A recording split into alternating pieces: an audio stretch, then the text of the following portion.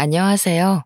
저는 서울에 살고 있는 중년의 여성입니다. 이렇게 글을 쓰게 된 데에는 각자의 이유가 있겠지만 저는 시댁 이야기를 전하고 싶어서 글을 쓰게 되었습니다. 여러분이 지내고 계시는 시월드는 어떠신가요? 제가 겪어온 시월드는 만만치도 않았고 순순치도 않았습니다. 한마디로 유별나고 피곤하고 지치는 시월드였죠. 꽤 괜찮다고 생각했던 남편과 정반대의 시댁 식구들. 저는 이런 상황들을 결혼 도장을 찍고야 알게 되었습니다.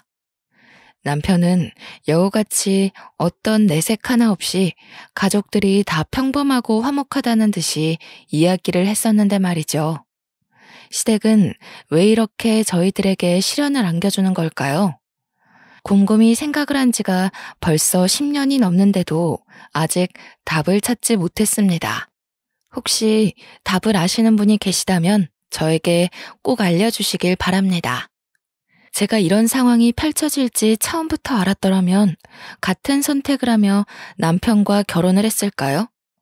저는 아닐 것 같습니다. 다른 선택을 했을 것만 같습니다. 그래서 저와 같은 결정을 내리지 말아달라는 부탁과도 같은 오늘의 사연입니다. 모두들 공감해 주시며 즐겁게 들어주시면 감사하겠습니다. 제 남편은 작은 중소기업에서 일을 시작했습니다. 저는 남편이 다니고 있던 회사에서 남편보다 조금 늦게 입사하게 되어 회사 격리를 했었죠. 저와 제 남편 모두 20대 초반부터 쭉 성실하게 일만 해왔습니다. 각자 이전에 이성을 만났던 연애 경험도 적었더라고요.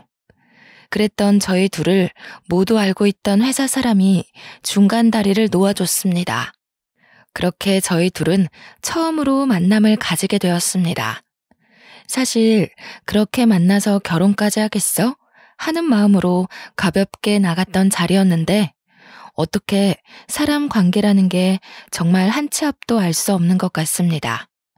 그렇게 부담스럽지 않은 마음으로 나가게 된 자리에서 미래를 약속하는 남편을 만나게 될 것이라고는 상상도 하지 못했기 때문이에요.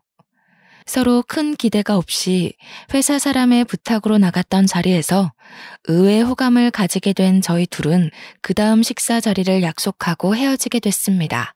그렇게 저희는 연애라고 하기에는 너무도 짧았던 몇 번의 만남과 데이트라고 하기에는 너무 소박했던 식사 자리를 가지며 서로에 대해 알아가게 되었죠.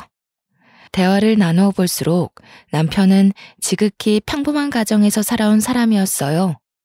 제가 당시에 20대밖에 되지 않긴 했었지만 평범하게 사는 것이 어떤 것보다 제일 어렵다는 생각이 들었었기 때문에 몇 번 만나면서 평범한 환경에 적당한 벌이, 남들 보기에 멀끔한 인상을 가진 사람이라는 것이 저에게는 메리트 있게 느껴졌습니다. 괜찮은 사람이라는 생각이 들었던 것이죠. 남편도 무던하면서도 쾌활한 제 성격이 마음에 들었다고 했습니다. 남편이 하는 어떤 이야기에도 방긋방긋 잘 웃어주는 사람이어서 특히나 좋았다는 이야기를 자주 했습니다. 그렇게 저희는 몇 번의 만남 후에 빠르게 상견례를 했어요. 저도 남편 쪽도 크게 미룰 것은 아니라는 의견이었던지라 생각보다 속전속결로 이루어지는 상황이 차라리 좋았네요. 어떤 일이 있을지라도 서로를 믿고 가정을 꾸려가자는 일념하에 어렵사리 모아온 적금도 깨서 저희 둘이 모은 자금으로 결혼식을 올리게 되었습니다. 정말 뿌듯했죠. 그리고 양가 부모님도 참 저희를 기특하고 대견하게 여기셨습니다. 우리가 모은 돈으로 결혼식을 올릴 수 있다는 것이 얼마나 뿌듯한 일인지 모르겠어.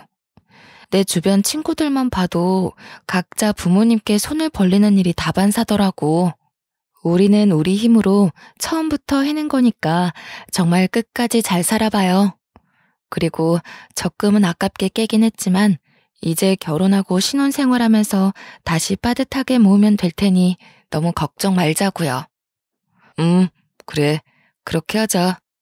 정인이 네가 그렇게 알뜰살뜰하게 지내온 줄 몰랐어. 정말 네 덕이 크지. 고마워. 우리 힘으로 이렇게 식을 올릴 수 있을 거라 생각도 못했는데 너에게 감사하지. 나랑 결혼해줘서 고마워, 정윤아. 네, 그렇습니다. 적금도 남편보다 제가 더 많이 모았고 그 아까운 적금을 깨서 결혼 자금으로 다 털어서 썼던 것이죠. 저는 아깝다는 생각은 전혀 하지 않았습니다. 돈이야 모으면 금방 모을 수 있고 행복한 우리 가정이 최우선이었기 때문이죠. 하지만 저희 부부에게 가장 큰 산은 결혼식이 아니었죠. 지금도 그렇지만 신혼부부에게 가장 난제는 집을 구하는 것이라는 것에 모두 동의하실 것이라 생각해요. 저희 둘이 함께 다니던 회사가 서울에 위치해 있어서 최대한 서울에 있는 집을 구하고 싶었어요. 하지만 부동산을 몇 번을 돌아보고 발품을 팔아도 도저히 서울에서 집을 구하는 것은 어려운 일이더군요. 그래서 저희 수중에 있는 돈으로 가능한 곳을 찾다 경기도 지역으로 빠지게 되었습니다. 아, 여보, 어떡해 해요. 진짜 결혼식은 어떻게 올린다 해도 집이 도저히 안 구해지네. 집이 많아도 우리가 살 집은 없다는 것이 너무 슬퍼요. 어떻게 하는 게 좋을까요? 그래도 서울에서 집을 얻고 싶긴 한데 나중에 애들 교육도 그렇고. 고민이 많이 되기는 하지만 어떻게 생각해도 서울권 내에서 집을 구하기는 어려울 것 같고. 그렇지? 그러면 차라리 우리 집 근처는 어때? 경기도권인데 서울까지 올라오는데 지하철로 30분도 안 걸려. 그리고 혹시 나중에라도 우리가 돈 모으면 언제든 서울로 이사 갈 수도 있는 거니까 이게 제일 합리적인 방법일 것 같은데? 그렇게 저희는 시댁에서 가까운 곳으로 신혼집을 차리게 되었어요. 사실 조금 걱정도 되기도 했습니다. 저를 잘 아는 친정 언니들도 그렇게 시댁 식구들이랑 가까이 지내는 것이 괜찮겠냐고 저를 걱정하며 만류하기도 했죠. 하지만 시댁에서는 가까운 곳에 집을 얻었다고 잘했다고 기특하다며 도와주신 자금이 있었기 때문에 제가 불편할 것 같다는 이유로 그저 계획을 틀어버릴 수도 없었던 상황이었습니다. 아이고, 우리 새아가 예뻐라 예뻐. 어떻게 신혼집을 이쪽에다 구할 생각을 다 했대? 그래, 요즘 애들은 시댁이랑 떨어지려고 그렇게 난리라던데 우리 새아가는 얼마나 착해. 누가 먼저 말하지 않아도 이렇게 시댁 식구들이랑 잘 지내고 모실 생각도 하고 정말 대견해 며느라가. 그렇게 저희 부부는 평탄하게 신혼집을 구하고 평범하게 결혼식을 올릴 수 있었어요. 가정을 꾸리면서 행복하게 펼쳐질 우리 가정에 대한 상상을 하며 지냈던 시간이었습니다. 하지만 꿈과 현실은 분명히 달랐습니다. 시댁 어머님이 그렇게 평범하신 분이 아니더라고요. 상견례 자리에서나 결혼식을 준비하며 몇 번 만나 뵈었을 때 어머님의 모습은 진짜 어머님의 본 모습이라고 하기 어려운 가면을 쓴 모습이었어요. 사실 아직까지도 잘 모르겠습니다. 어머님께서 일부러 숨기신 것인지 낯을 가리셨던 것인지 말이에요. 우선 어머님은 말씀이 굉장히 강하신 분이었습니다. 억세고 드센 말씀을 아무렇지 않게 하시곤 했어요. 그리고 저희 부부가 살아가는 모든 과정이 못 믿었게 생각하셨어요. 저희 가정에 참견하시는 정도가 정말 도를 지나치다 못해 선이 없었습니다. 저는 우선 집에서 막내로 살아왔기 때문에 밥을 하거나 반찬을 다양하게 만들어 본 경험이 적었어요. 신혼 초에 그래도 남편 맛있게 밥을 지어주겠다며 요리 학원을 다니기도 했었지만 그 사실을 알게 된 어머님께서 도대체 음식을 돈 주고 배우면 얼마나 배운다고 당장 그만두고 시애미 둬서 뭐하냐는 이야기로 혼을 내셔서 바로 그만두고 그날 이후로 어머님께 직접 요리를 배우고 있었습니다. 아니, 얘는 돈 아까운 줄도 모르고 음식 그 몇 개 만든다고 그걸 돈 주고 배우니? 참 요즘 젊은 애들 생각도 짧지. 얘, 그 돈 있으면 우리 옷이라도 하나 사다 줘라. 그 요리학원 그렇게 비싸다던데 며느라가 금전적으로 여유가 좀 있나 보다. 힘든 줄 알았는데 아니었네. 우리 아들만 고생하고 밥 못 먹고 사는 건 아니었나 싶기도 하고. 사실 저도 남편과 함께 출퇴근을 하고 있는데 퇴근 후에 따로 시댁을 찾아가서 어머님께 요리를 배우고 그날 만든 음식을 그대로 싸서 저희 집으로 가져가는 것 정말 쉽지 않았습니다. 게다가 어머님께서는 아들내미 밥 먹이는 거 식지 않게 따뜻하게 먹여야 한다면서 꼭 저를 그렇게 닥달하시고 굼뜨다고 빨리빨리 챙겨서 어서 가라 이야기를 하시곤 했어요. 저도 이 집의 식구가 된 건데 아들만 챙기시는 어머님. 마음이 울적했지만 남편을 생각해 주시는 마음은 한편으로는 감사했고 어머님도 피곤하실 텐데 제가 요리하는 것을 알려주시는 것도 감사한 마음도 있었기 때문에 그냥 그러려니 넘어가려 노력했답니다. 또 한 번은 제가 빨래를 집안에 널어두고 출근을 했었는데 집에 돌아와 보니 널어둔 빨래가 사라졌지 뭐예요. 이게 뭐지? 도둑이 든 건가? 싶은 마음에 너무 놀라서 남편을 붙잡고 큰일 났다, 도둑이 들었나 보다 이야기를 하며 집을 차근차근 봤는데 없어진 것은 오직 빨랫감이었습니다. 이게 뭔가 싶어서 설마 하는 마음에 옥상으로 향했네요. 저희 빨랫감들이 다 옥상에 다시 널려 있었던 것입니다. 너무 충격을 받은 저는 이게 무슨 상황인가 싶어서 넋을 놓고 있었는데 생각해보니 저희 집 열쇠를 가진 사람은 저와 남편뿐이었습니다. 남편에게 혹시 몰라 이야기를 했어요. 여보, 나는 다른 사람한테 열쇠 준 적 없는데 당신 혹시 다른 사람한테 열쇠 준 적 있어요? 그게 미리 말했어야 하는 건데. 남편이 그렇게 뜸을 들이며 하는 말이 더 가관이었습니다. 시댁 어머님께 열쇠를 카피해서 넘겨드렸다는 거예요. 그것도 제 의사도 묻지 않고 그냥 그렇게 넘겨드렸다는 사실이 참 놀랍고 기가 찼습니다. 아니 여보, 그게 무슨 소리야? 나한테 그런 이야기 한 적 없잖아. 그게 어쩌다가 그렇게 되어버렸네. 엄마가 우리 집 살림 좀 도와주겠다잖아. 도와주시겠다는 것을 싫다고 거절할 수도 없고 당신한테 말했다가는 당신이 팔짝 뛰면서 싫어할 게 뻔하고. 아니, 그렇다고 해도 나한테 아무 이야기도 없이 그렇게 마음대로 할 일이야 그게? 집 열쇠를 드리는 게? 드렸으면 드렸다고 나중에 말할 수 있었잖아. 도대체 여보는 나랑 사는 거야, 어머님이랑 사는 거야? 그렇게 저희 부부는 부부싸움이라는 것을 하게 되었습니다. 아주 자연스럽게 주로 시댁 문제로 말이죠. 저희 부부 사이 문제로 싸웠다면 억울할 것도 없습니다.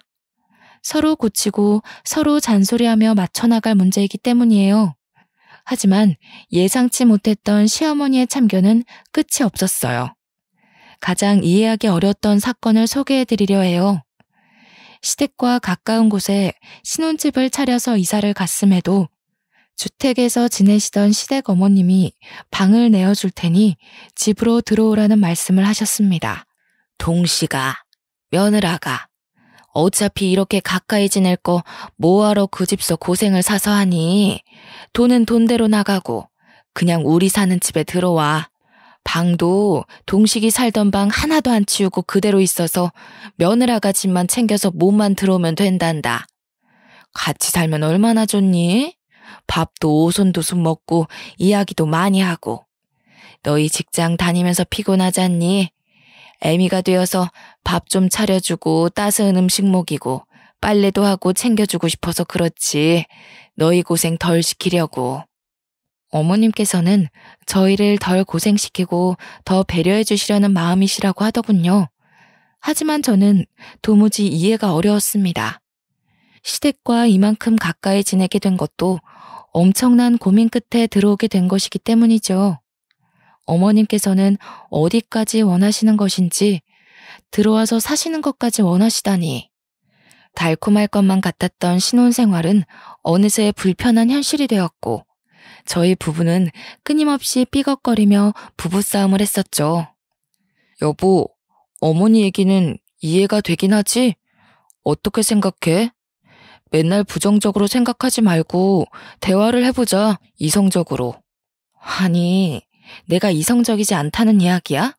그리고 대화를 시작하기도 전에 내가 부정적이라는 이야기를 못 박아버리면 내가 무슨 이야기를 어떻게 하라는 거야? 우리 결혼한 지 얼마 됐어? 10년이 된 거야, 20년이 된 거야? 아직 신혼이잖아, 우리. 어머님 댁에 가까이 지내는 것만으로도 충분히 스트레스 받으면서도 감사하게 잘 지내고 있는데 내가 어떻게 더 양보하라는 거야? 그래, 당신 마음이 서운한 거야, 알겠어. 그거 모르겠다는 거 아니잖아. 어머니가 왜 들어오라고 하시겠어?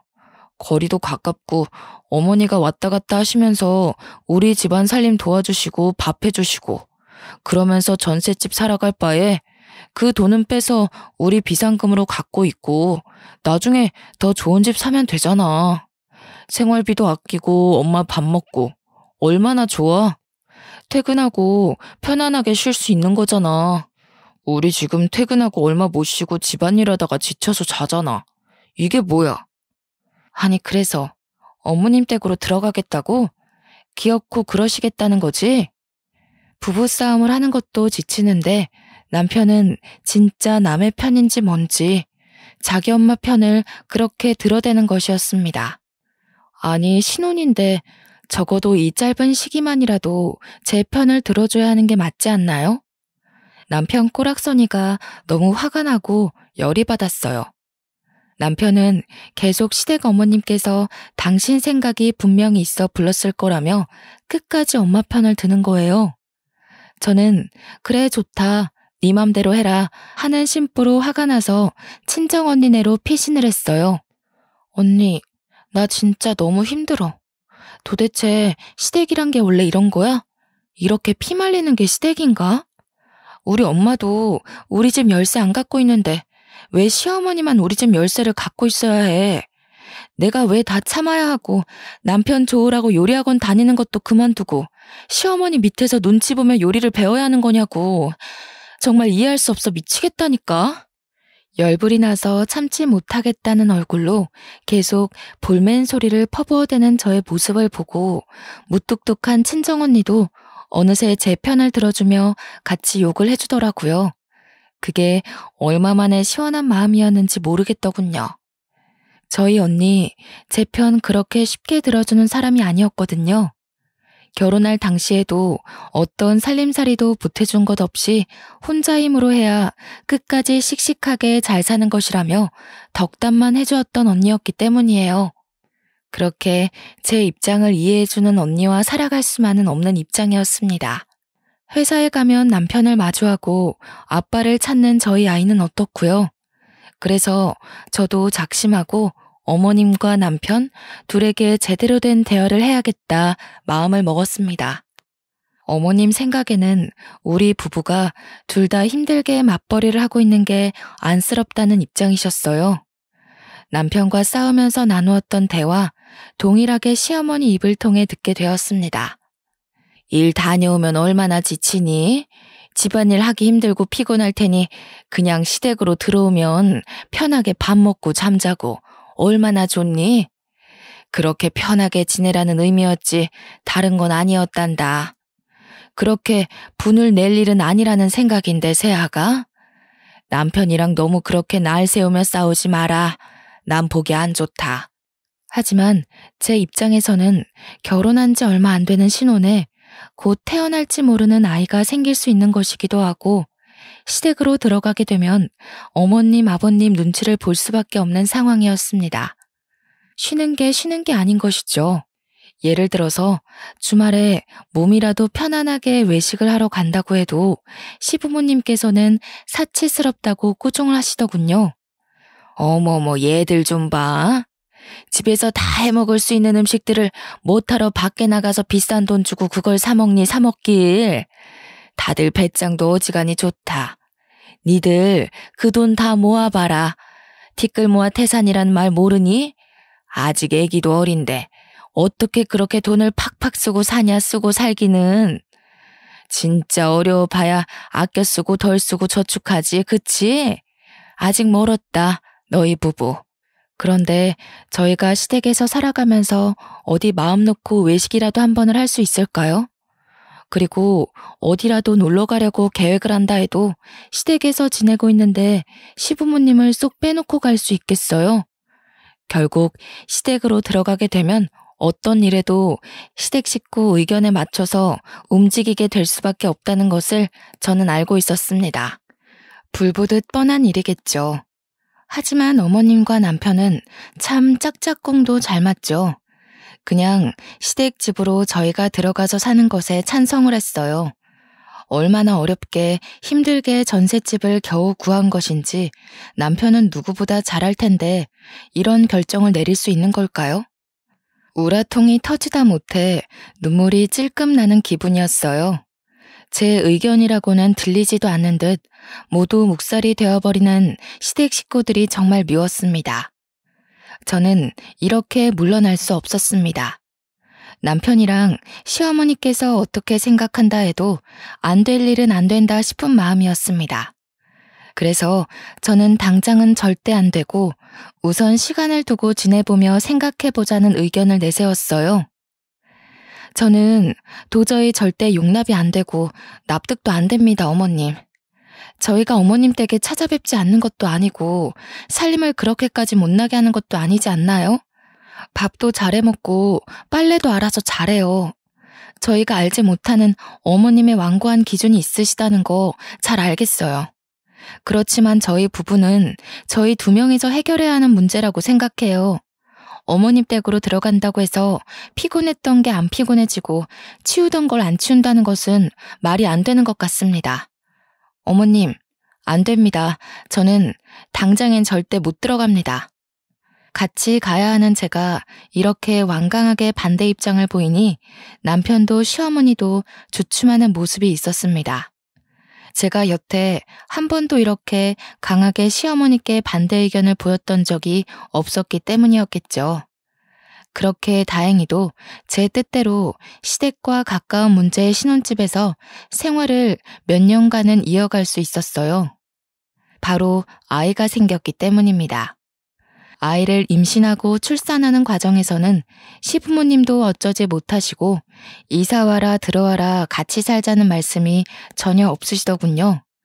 저는 아이를 무사히 출산했습니다. 그리고 아이가 커가는 모습에 까르르 웃어주는 그 얼굴에 그간 받아왔던 스트레스도 단번에 풀렸어요.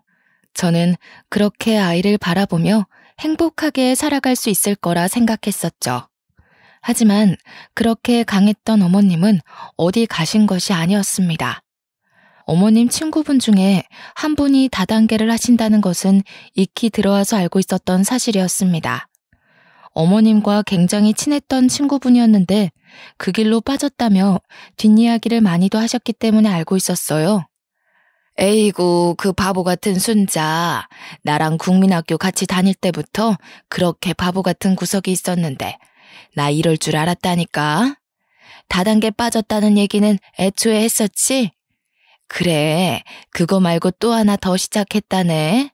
바보 천치도 그런 바보 천치가 없어요. 인생 그렇게 낭비하지 말라고 그렇게 말려도 애가 말을 들어야지. 원참. 지 인생 그렇게 쉽게 말아먹는 것도 능력이야. 난 그냥 손들라고. 순자, 내가 아무리 뭐라 해도 안 들어. 그렇게 순자라는 친구분 욕을 많이 하셨던 시어머니셨죠. 하지만 한순간 태도가 180도 바뀌시더라고요. 사람이 그럴 수 있나 싶을 정도였습니다. 어머님이 어느 순간 다단계에 빠지셨던 것이었습니다. 친구분 중에 순자라고 하시는 분이 새로 시작했다고 하는 그 사업에 같이 뛰어드셨던 것이었습니다. 하지만 어머님께서는 그 일이 다단계라는 사실을 전혀 인식하지 못하셨죠. 아니, 내가 그렇게 순자 욕을 했었는데 내가 미쳤었지. 순자 좋은 일 하고 있더라고. 무슨 사회공헌? 그런 것도 하고 돈을 겁나게 쓸어 모으던데 알고 보니 누이 좋고 매부 좋은 그런 일을 하고 있더라고. 나도 돈 벌고 순자도 돈 벌고 같이 돈 벌고 같이 부자 되는 그런 일이었어. 진짜 내가 멍청했지. 나쁠 게 하나 없는 괜찮은 일이었는데 이제야 시작하다니. 아이고 아까워라. 이런 말씀을 하시면서 은근히 투자에 대해 말씀을 하시는 것이었습니다. 시작은 이미 하셨는데 더 나은 투자를 받아서 파일을 키우고 제대로 해보고 싶으시다는 것이었습니다. 그러면서도 저희 부부에게 투자금을 조금만 빌려달라고 하시는 거예요. 저는 당연히 결사반대했습니다.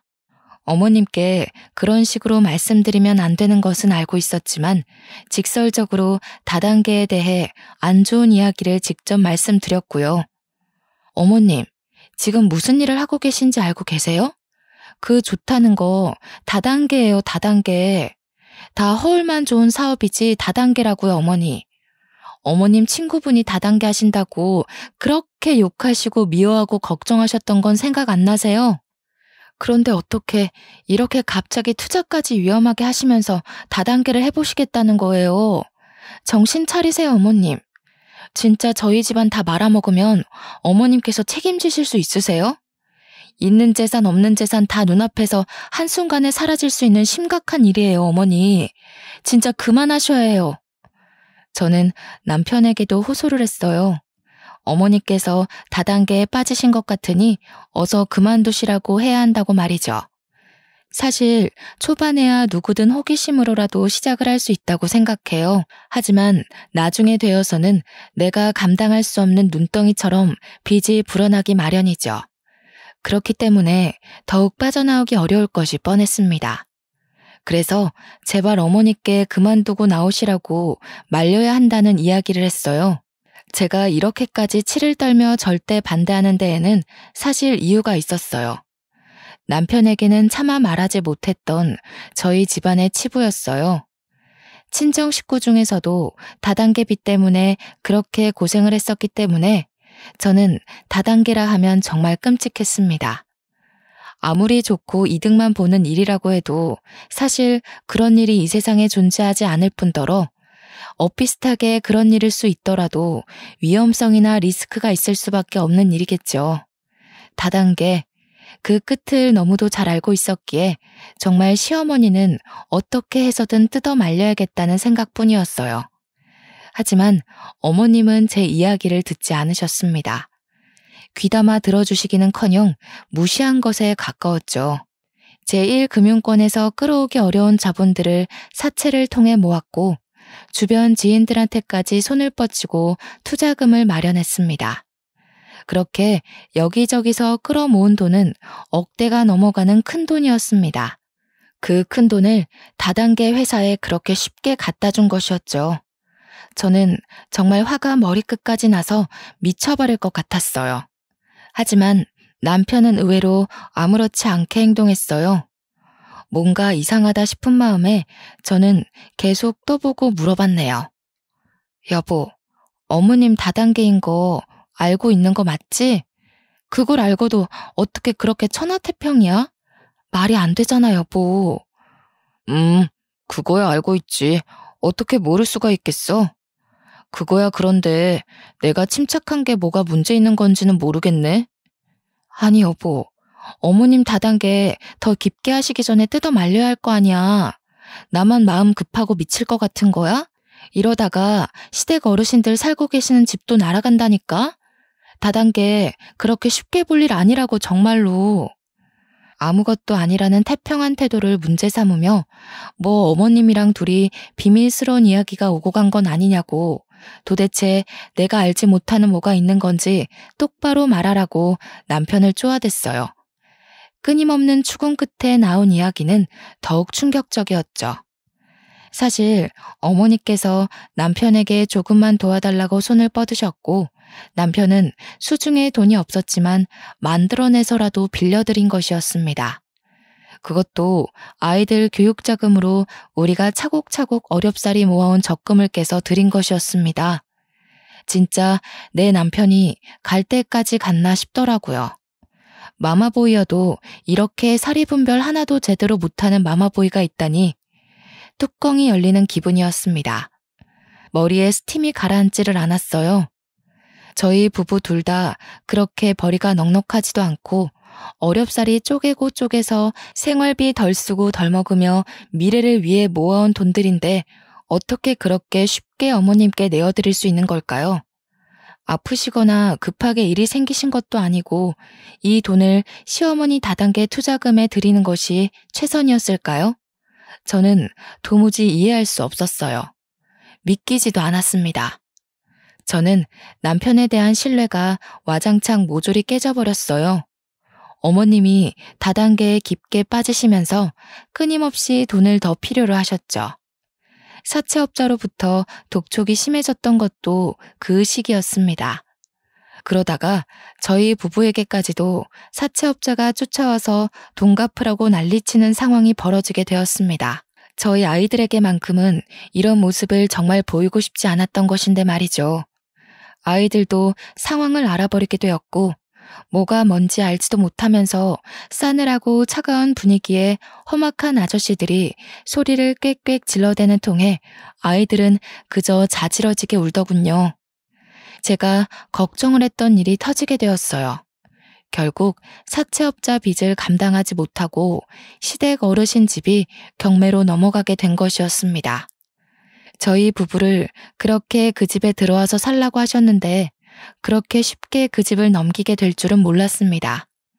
시댁 쪽도 그렇게 부유하지 못해서 사실 가진 재산이라고는 그 주택 하나였던 것으로 알고 있었는데 그렇게 팔렸으니 정말 시부모님께 남은 거라고는 저희 부부밖에 없었습니다. 다른 자식들은 도대체 뭐하고 있냐 궁금해하실 것 같아서 말씀을 드려볼게요. 저희 남편은 두 형제 중에 첫째입니다. 그래서 시부모님께서 싸고 들고 같이 살기를 원하셨던 것이었고요. 그리고 막내 동생은 대학교를 나오지 않고 노래로 성공하겠다며 배짱이처럼 노래만 부르며 지내는 중입니다. 돈이라는 것을 자기 힘으로 벌어본 경험이라고는 없는 분이었죠. 그렇게 시부모님께 붙어서 생활비 아끼며 살아갔던 것이었습니다. 상황이 이렇기 때문에 시부모님이 기대실 곳이라고는 저희 집뿐이었던 것이죠. 하지만 저희 집이라고 녹록치 않은 상황이었습니다. 우선 모아둔 적금이라고는 이미 남편이 저 몰래 어머니께 가져다 드렸고 살고 있는 집도 전셋집에 겨우 연명하며 살아가고 있었어요. 이런 저희 집임에도 시부모님은 얹혀서 지내실 생각을 하셨습니다.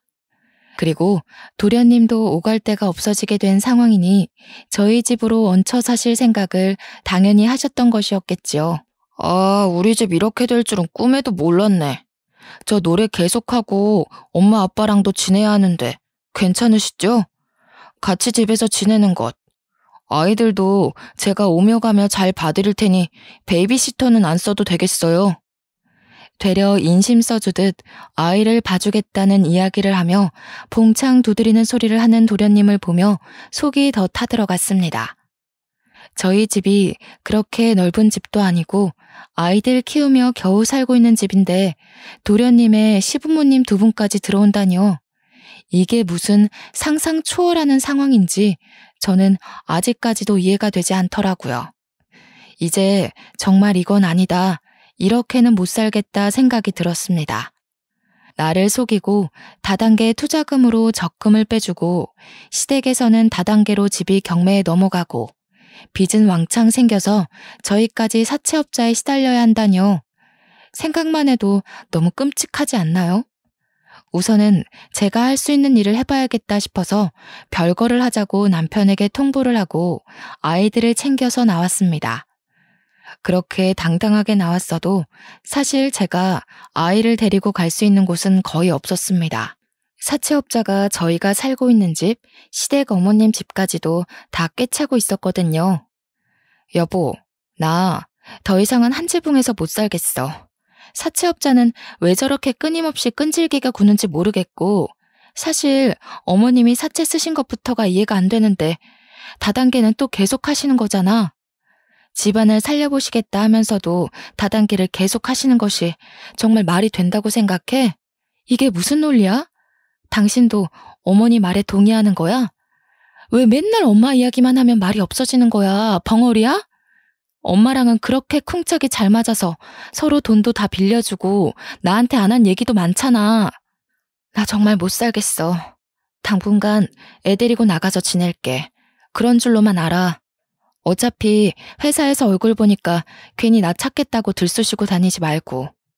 그래서 우선은 친정 언니네로 아이를 데리고 피신을 갔었죠. 아이는 저희가 도망쳐 나온 집 근처 학교를 다니고 있었던 상황이었습니다. 그래서 언니네 집에서 아이 등하교를 매일같이 도와줬어야 했습니다. 저는 새벽 4시에 일어나서 아이 밥을 챙기고 회사 갈 준비를 해서 아이를 새벽같이 등교시키고 나서야 저도 회사로 출근하는 일정을 몇 달간 반복했습니다. 매일 아침 전철은 또 왜 이렇게 전쟁 같은지요? 아이를 데리고 타기에 숨이 막히고 아이한테도 정말 못할 짓을 하는 것 같아 너무도 미안한 마음이 컸어요. 정말 딱 죽을 것 같다는 표현이 적절한 상황이었습니다. 참기 어려운 고통이었습니다. 아이를 키우는 것부터 별거하고 있는 상황에서 회사에 출근하면 남편 얼굴을 마주해야 한다는 것이 힘들었습니다. 아이를 낳고 나이도 먹고 이직하기 어려운 상황에 제가 답답하기만 했습니다. 회사 하나 마음대로 못 그만두고 못 옮기고 있는 제 처지가 참 딱하더군요. 차라리 빠르게 이혼 도장 찍고 나라 도움이라도 받으며 사는 것이 나아도 낫겠다는 생각뿐이었어요. 맨날 남편이랑 시댁 식구들 사채업자를 피해 다니는 것이 너무도 끔찍했고 아이에게도 너무 큰 상처라는 생각이 들어서 정말 눈물나게 미안했습니다. 저는 남편과 진지하게 대화를 했어요. 남편은 자기 엄마를 버리고 남남처럼 살아갈 생각은 정말 추호도 없더군요. 끝까지 엄마가 불쌍하다며 엄마는 혼자라는 둥 말도 안 되는 소리를 하는 것이었습니다. 정말 마마보이는 변하지 않더라고요. 이런 남자가 어떻게 양육권 주장을 할 수나 있겠습니까? 절대 못하겠죠. 내 새끼는 내가 키워야겠다는 것도 결국 합의를 했고 이혼 도장을 찍게 되었습니다. 저는 이혼으로 제 결혼을 끝마치게 될 것이라는 것은 예상하지 못했던 일이었어요. 저에게 이런 일들이 벌어질 것이라는 것도 생각해 본 적도 의심해 본 적도 한 번이 없습니다. 하지만 이혼으로 끝을 마친 것은 개인적으로는 마음 아플 수 있는 일이었지만 저와 제 자식에게는 새로운 계기이고 시작이고 출발이 되었습니다. 저는 이혼 후 곧장 퇴사를 했습니다. 사실 무서웠습니다. 이 회사만 다닌 지 벌써 10년이 넘어가는데 사회생활은 이 한 회사에서만 해왔는데 일이라고는 격리 업무밖에 알지 못하는데 말이죠. 용기를 냈습니다. 제 새끼를 키워야겠다는 다짐은 어떤 일이라도 할 수 있게 저에게 큰 동기부여가 되었습니다. 더 맛있는 음식을 먹이고 더 좋은 옷을 사입히고 더 좋은 학원을 보내고 교육을 받게 하리라 다짐을 하며 열심히 살았네요. 초반에는 정말 닥치는 대로 일을 했습니다. 남편이 이혼 후에 양육비를 준다고 해도 가진 것도 없는 남편이라 매달 고작 20만 원밖에 받지 못했죠. 그래서 저는 식당에서 서빙하고 요리하는 것부터 연회장에서 하는 아르바이트, 동대문 남대문에서 도매 소매일을 돕는 일도 해보았어요. 신문 배달, 우유 배달, 걸어서 할 수 있는 배달들도 제가 안 해본 것이 없었을 정도였어요. 하나의 일을 제대로 진득하게 해보고 싶다는 마음은 꾸준히 있었습니다. 하지만 당장의 생활비를 위해서는 닥치는 대로 이 일 저 일 두서없이 2가지 이상씩 할 수밖에 없었습니다. 그렇게 지내기를 반복하다가 저는 저와 딱 맞는 아르바이트를 운 좋게 하게 되었습니다. 꽃가게에서 꽃을 다듬는 일이었습니다.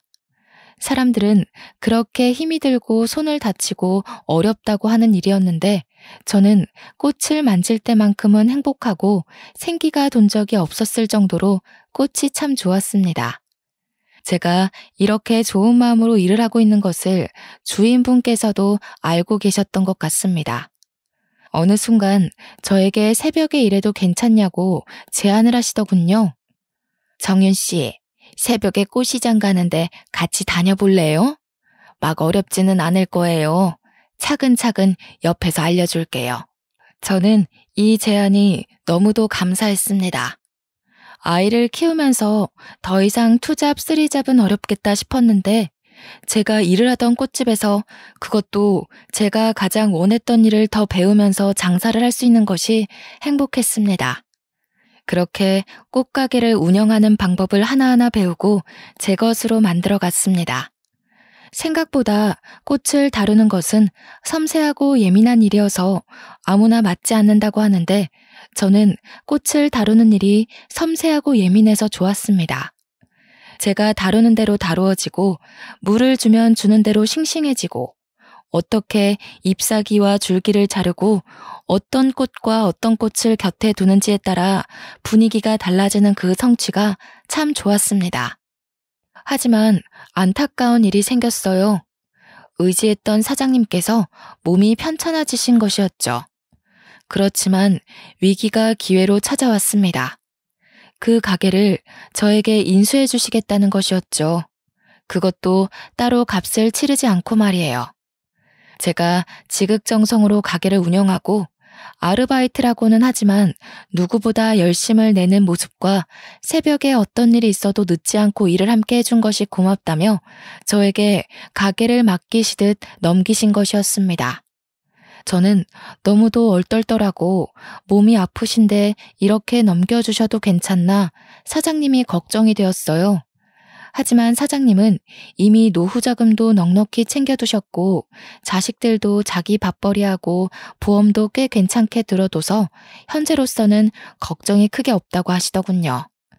아껴가며 운영했던 가게가 사라진다면 그게 더 큰 상실감으로 올 것 같다고 가게를 저에게 맡겨주신다는 이야기를 전하셨어요. 그렇게 저는 밤낮 없이 꽃가게 포장과 배달 일까지 했어요.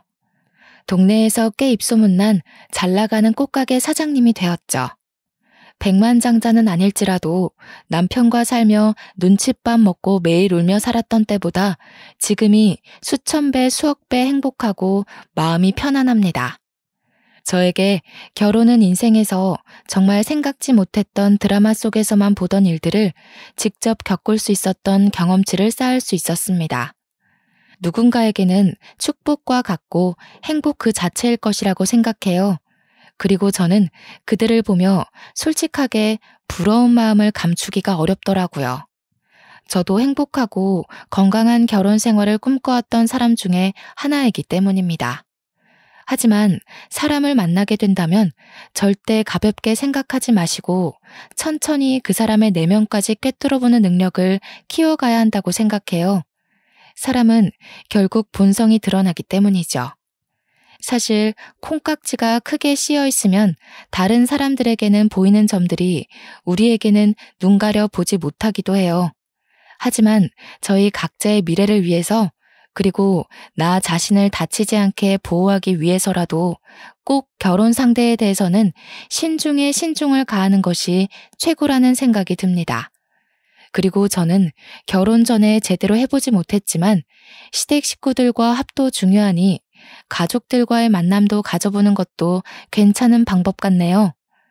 모두들 저 같은 마마보이 절대 만나지 마시고 행복하게 꽃길만 걸으세요. 이야기 들어주셔서 감사합니다. 좋은 하루 되세요.